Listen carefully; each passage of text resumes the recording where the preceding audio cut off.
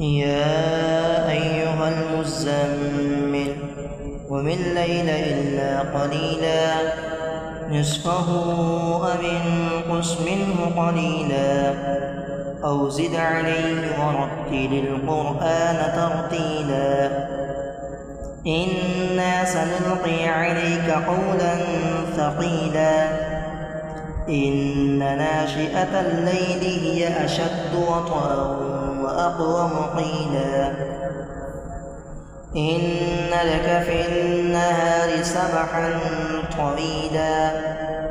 واذكر اسم ربك وتبتل إليه تبتيلا ورب المشرق والمغرب لا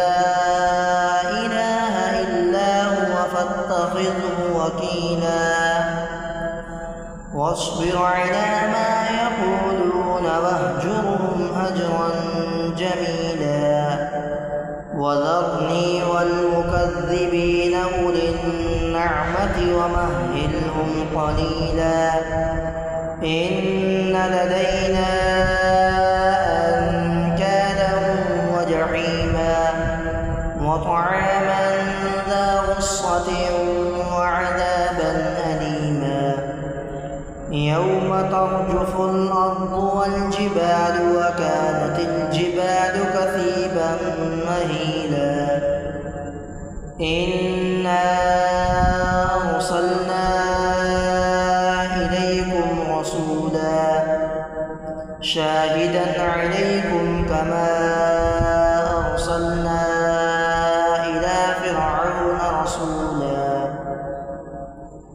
فعصى فرعون الرسول فأخذناه أخذا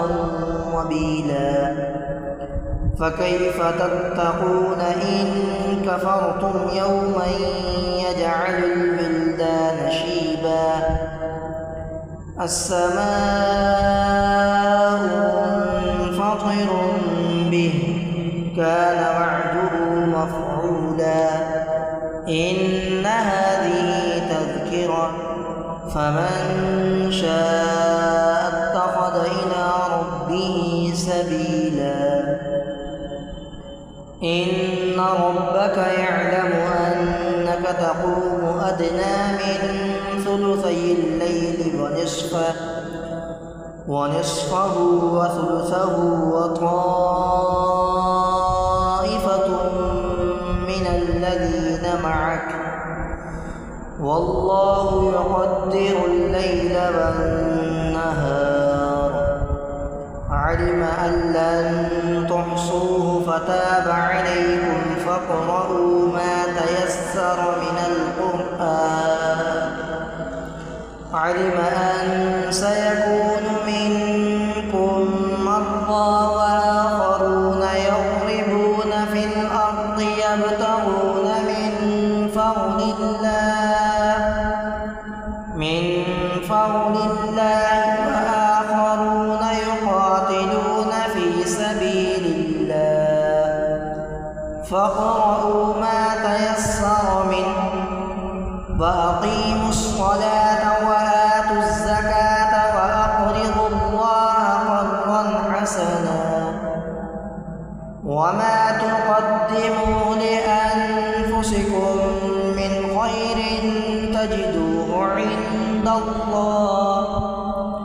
عند الله هو خيرا